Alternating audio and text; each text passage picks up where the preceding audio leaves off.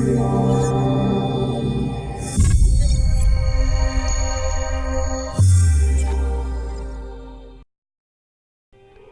Dave is ad-free thanks to all you guys supporting the channel on Patreon. All income from donations and Patreon are used directly to upgrade cameras, light, microphones, software, things that allow me to produce more and better looking videos for you guys.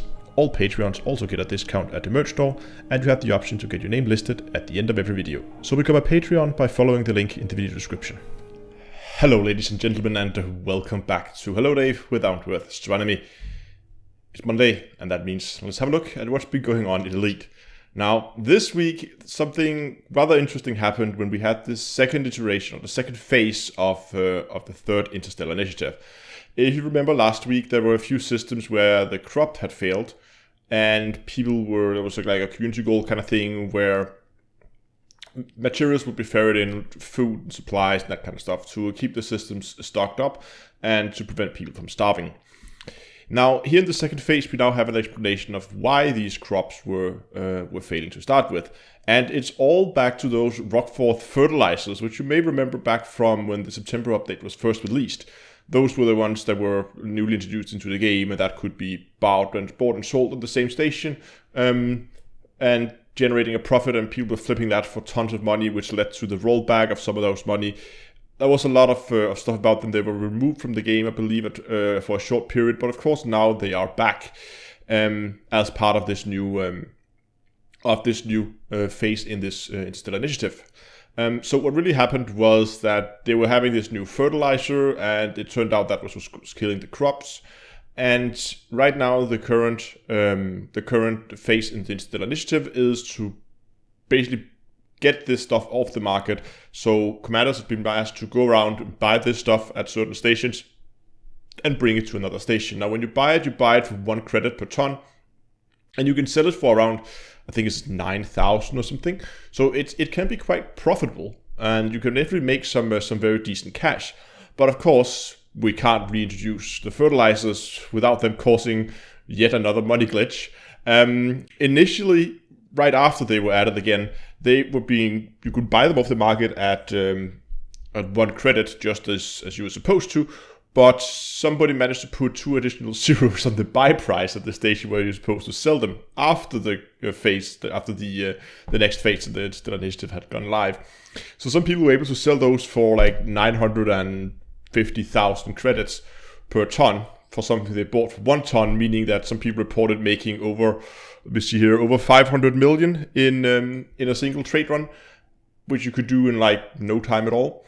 This was fixed by Frontier within I think 15 minutes after I saw them acknowledge it on the forums. Then it was fixed in game. So they definitely reacted really, really quickly, and I don't think there's been any rollback, because there was, I think after it was reported until they reacted and it was removed, it was like an hour or something like that. So it was a really, really short time window when there was potential to make a huge amount of credit once again due to those fertilizers.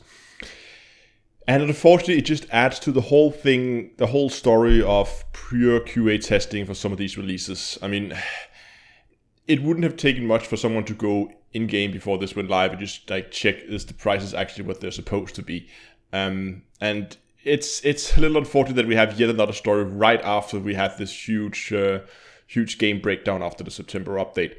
But that's not the only thing that's happening here with the Interstellar Initiative. To kind of support this new get those fertilizers off the market, get another trade-focused phase here. They have reduced the prices on Type 6s, 7s, and 9s. So you can now get a discount on these. I haven't actually checked exactly how much the discount is, but regardless, I think the discount is running until tomorrow, so you still have today to go out and buy them if you want one of those ships at a reduced price.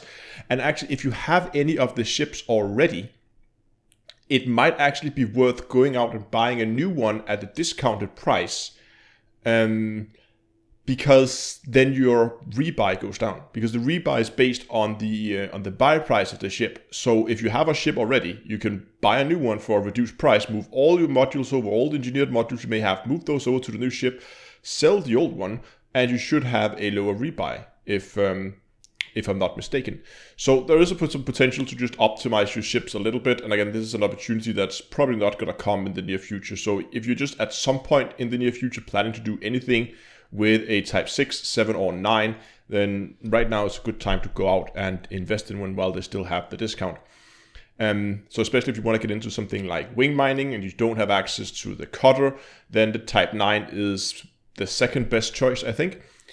I also want to give you guys a quick update on the Shield software. I've been teasing you guys with this for, well, a month or two now. And it has been quite a long process. It's taking a lot of time to get this thing up and running. But the software itself, maybe I should just introduce for those of you guys who don't know, I've been working on a piece of software that can take all different combinations of shield generators, shield boosters, engineering, and experimental effects, and try to combine those in various situations to see which shields give you the best survival times in all those different situations.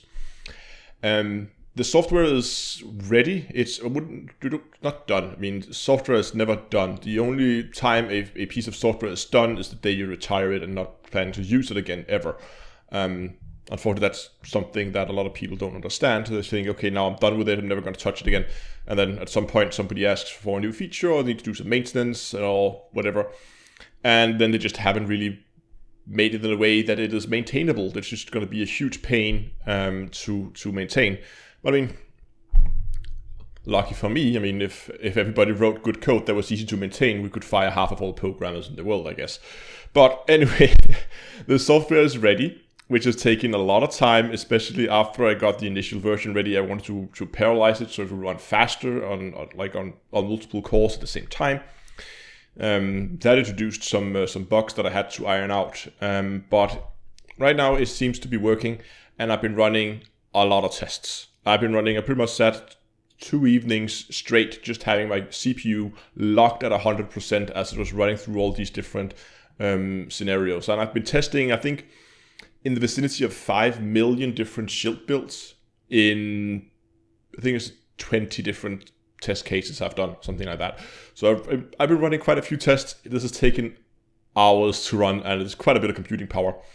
And the current state of the project is I have all the results now that I need. I just finished the last simulations, and now I just need to sit down, just have a good look at them, and then begin to structure this into some kind of video. And there's definitely some very, very interesting results. I'm beginning to see a pattern in the results that it comes with, and there are some things that has really been surprising me. And that's one of the reasons why this is taking so long, because the results just seem so surprising to me that I had to go back and I checked, okay, did I make a mistake? Why is it giving me the results that it's doing? I'm not going to spoil anything right now. I'm going to wait with showing you that when that video comes out. But it's definitely coming along nicely, and the video should hopefully be out in the not too distant future when I actually get out and get the thing done. Finally, I just want to talk about live streams. Of course, we're going to live stream tomorrow again. I don't really have a plan for what to do. Last time we killed some Thargoids. It was a lot of fun. I've been doing some mining. I've been considering going out to Colonia and play on that character a little bit. With all the Xeno and the Xeno guides and the mining guides and the shield thing, that character hasn't really received a lot of attention lately. So I'm thinking I would go out to Colonia and probably unlock some more engineers. There's at least one of the engineers that I know how to unlock, because you guys have been very helpful at posting some, wouldn't call it spoilers, but some helpful hints. But we're gonna probably do that tomorrow, I think. It's not set in stone. If I find something else I want to do, then I might do that.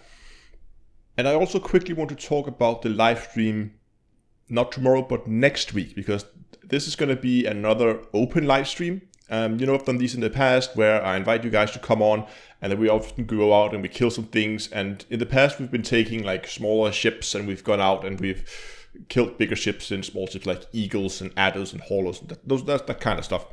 And it's usually a ton of fun.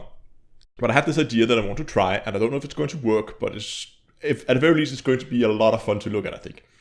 So this time around, again, open live stream, we're still same as before, going out, doing combat. But this time, the rules are a little different. See, you're allowed to bring any ship you want. You can engineer the ships as much as you like. The only constraint is you're not allowed to fit any weapons. Your hard points must be empty. That means it is going to be a ramming only live stream. So we're going to get as many ships together as we can, and then we're going to try to go into either a conflict zone or a resource extraction site and just ram stuff to death. And I think it's going to be fun because we will need a good combination of ships. We will need some larger ships that will often be good at taking out large ships. But I mean, if you're flying like a cutter, which is a really good ramming ship, but it's not going to be able to ram an eagle. That's going to be very difficult to ram an eagle in a cutter.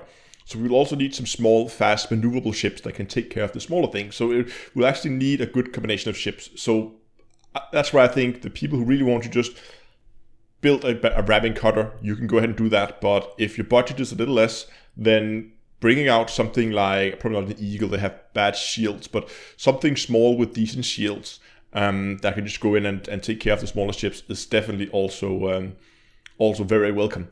So again, that's going to happen not tomorrow, but next week. Announcing it now so you have some time to prepare in case you want to do ship builds. I know some of you guys like to do over-engineered builds for these kind of things.